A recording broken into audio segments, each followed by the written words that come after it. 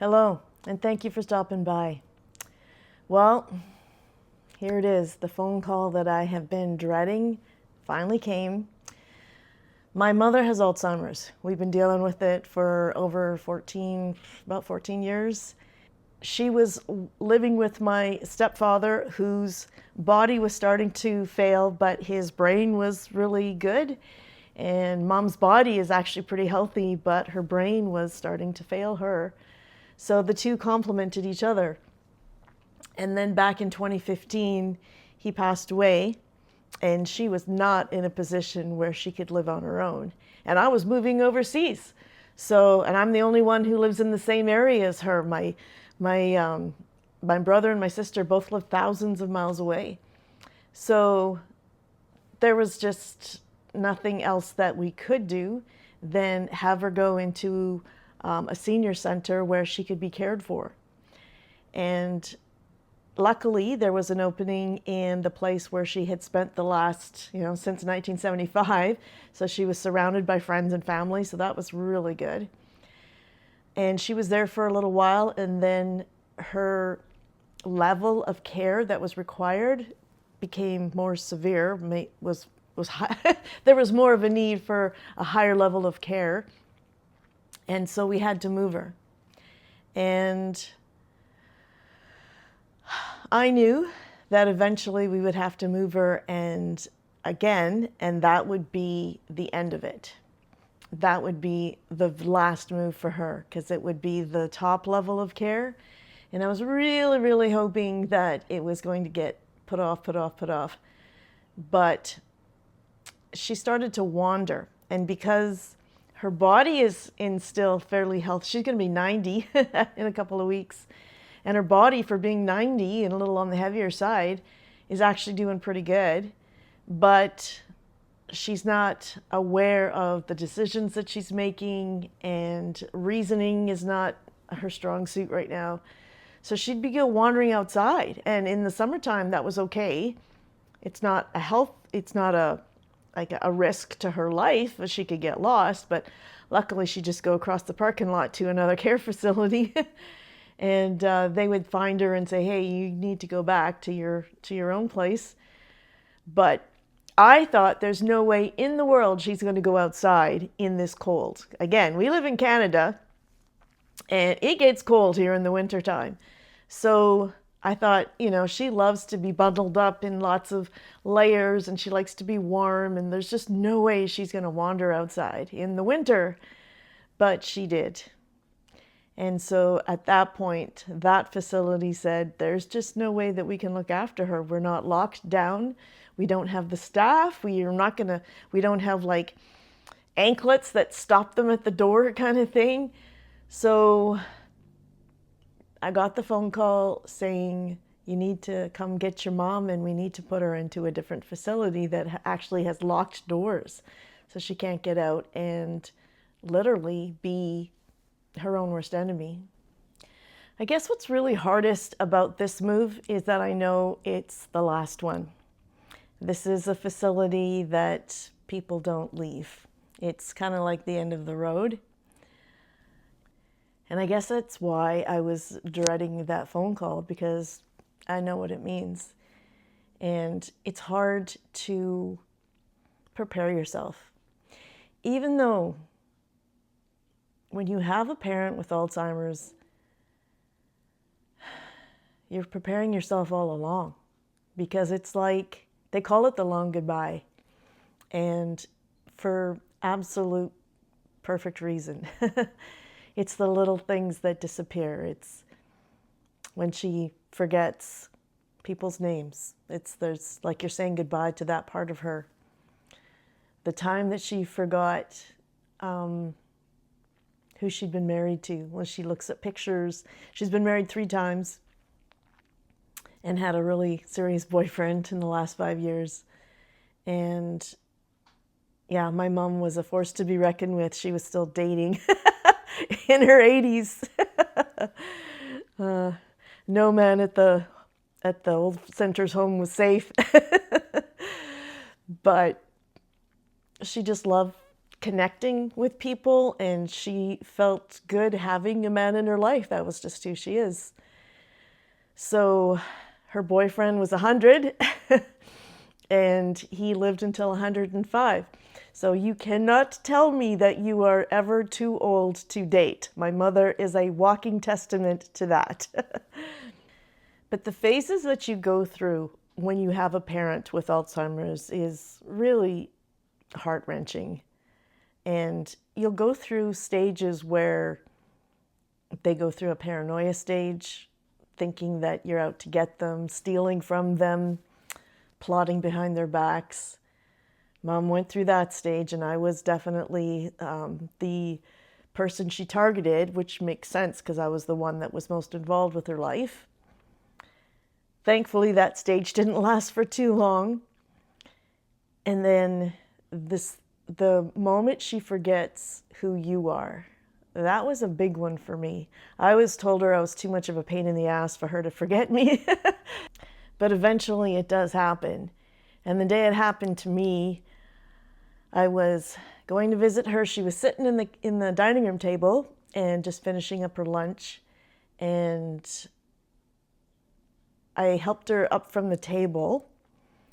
And she was struggling because her knees are starting to really give her what for. And so I helped her up and got her walker, and I walked with her all the way down to her room and helped her get set up in her room because she likes to have a nap right after lunch. And the whole time that I was talking with her, there was no glimmer of recognition in her eyes. She never said my name. She didn't look up at me and go, "Oh, you're here." Anything like that. I was just a person that worked there, and I meant nothing to her. And that was a very difficult moment. Another part that's really painful is dealing with all of my mother's stuff, her banking. So what happened was when my stepfather passed away, he had been the one dealing with the financials and life insurance policies and all those things. And so when he passed away, unexpectedly actually, none of that stuff was organized. And so for the next couple of years, because my mom couldn't help me at all because of her Alzheimer's, it was like putting puzzle pieces together for me. And there was one really cool story though, where there was one annuity that mom would get, just once a year. And I had no idea where this money was coming from. So I had to get power of attorney, which takes time, and then you have to actually implement the power of attorney. It's a long process. And once I finally got all those papers in order and sent them off to this company, and they finally let me know where the money was coming from and who it was set up by, it turned out to be my biological father for years ago. That was a heart-wrenching moment. I thought, wow, Dad, you've been gone since 2000 and you're still taking care of Mom. So that was a pretty cool moment. But because of all the confusion, I've decided that I'm not going to do this to my own boys. I have 2 adult boys. They're both married. One has children. And I've said to them that I'm not going to make you guys go through all of this. I'm going to be incredibly organized. I'm going to be cutting my material possessions down, because when I look at my mom, I think about the massive, we grew up on a farm, so she had this big old ranch house, and there was a ton of stuff that we had to go through in order to whittle down to where she's at now in this 12 by 13 room. Looks like a hotel room size. And all of her worldly possessions are in that room. So it's been a huge lesson for me that, we spend all this time in our lives accumulating, and then we spend the second part of our lives trying to whittle it down. So I am on my own, and I'm moving into a condo on purpose. A, because I don't want stairs because I have issues with my knees, and B, because I want a community type lifestyle, and C, because I want a smaller space so that I have, I'm forced basically to get rid of a whole bunch of my stuff is I do not want my kids to go through the process that I'm going through. Even moving mom from her last facility to the facility she's at now, I had to get rid of a bunch of stuff. You should see my garage. The one side of it is full of mom stuff that I need to sort through, give to charity, things like that. The other aspect I want to do is make sure that all of my finances are all in order. I have a binder with what my accounts are, what my passwords are, what my life insurance policies are, everything, so that there's no guesswork, there's no detective work that my kids have to go through like I had to. The other thing is that if I start showing any sorts of signs of dementia, forgetfulness, maybe even Alzheimer's, I'm going to put one of my boys, my one boy's a banker anyway, so I'm going to put his name on my accounts, because I have found that having my name on my mother's banking accounts has made a world of difference. It has made life so much easier in terms of looking after her financial needs. And speaking of me getting Alzheimer's, I worry about that. And I don't know if you guys do. If you have a parent with dementia, vascular dementia, or any of the different types of dementias that are out there, Alzheimer's being one of the most prevalent.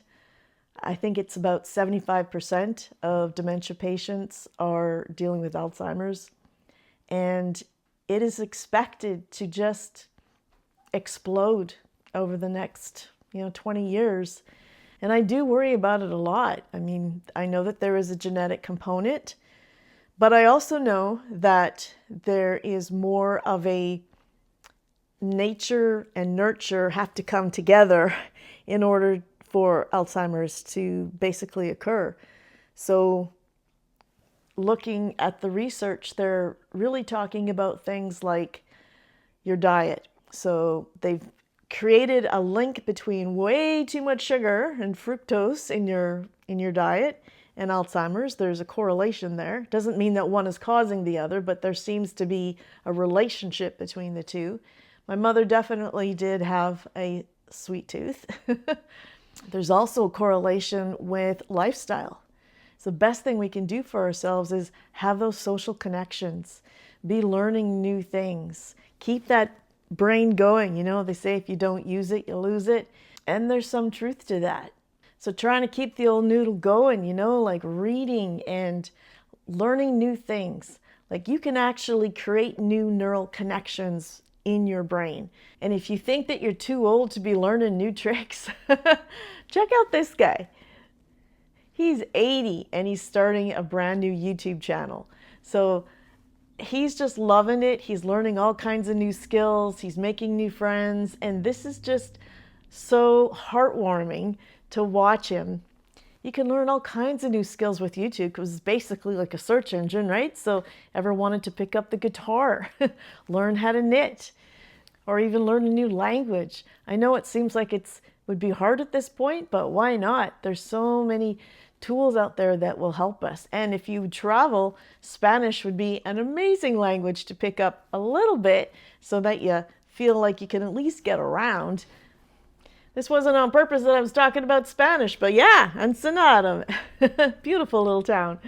Other factors I've been reading about is exercise. Make sure that you are going for walks or doing some kind of exercise all the time. Sitting in front of the TV and watching hours and hours of TV and just basically vegging, because I know brainwaves, I used to teach my students this, I'm a retired teacher. When you are watching TV, your brainwave activity is actually less active than when you're sleeping. And another big factor is social connections. Our families are important to us. I mean, I actually moved to the same city where my grandkids live so that I could be a hands-on grandma. But I can't be with them 24/7, every day of the week.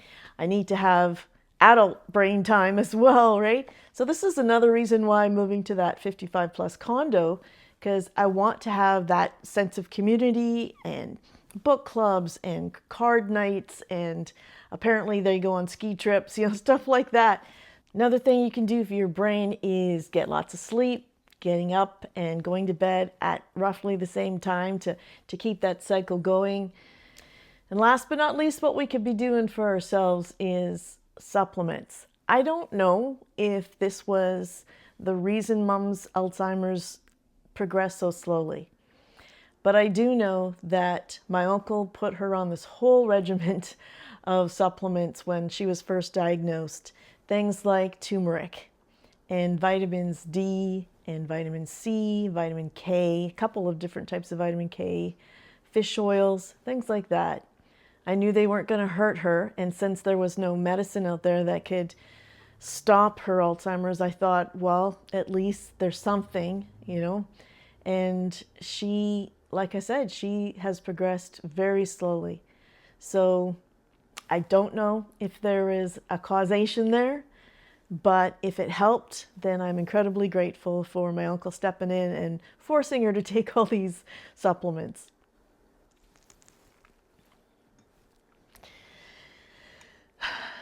So there you go. That's the phone call that I was dreading, and that was why I was not looking forward to getting it. But I know it's part of life, and I knew it was coming. And even though I knew it was coming, even when it came, my world just went, you know?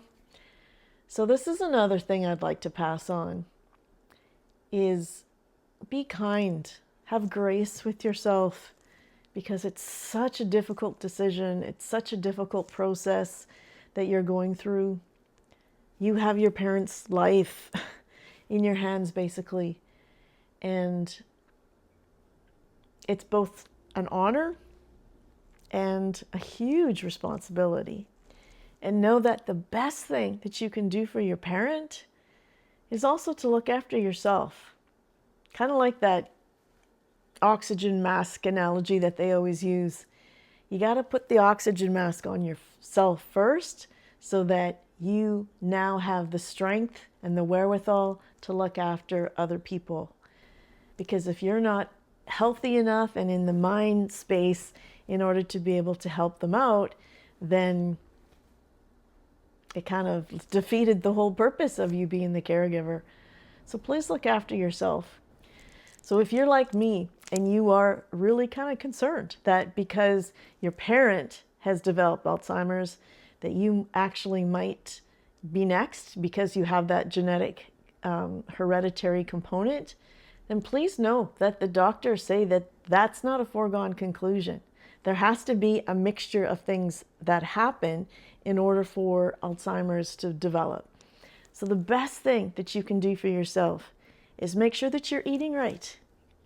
Try to cut out all the sugars and alcohol as best you can. Get exercise every day. Go for walks. Do whatever kind of exercise that your body will allow you to do. Have those social connections. Make sure that you're learning new things.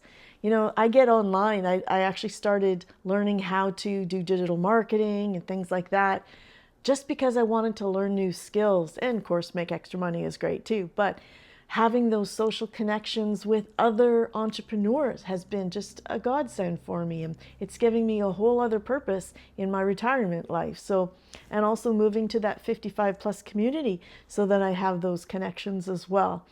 And then of course, there's the family and friends who are always going to be in your life. But make sure that you are actually connecting with them. Do your best to get a great night's sleep every night. You're going to bed at the same time, getting up at the same time, so that your body gets into that cycle.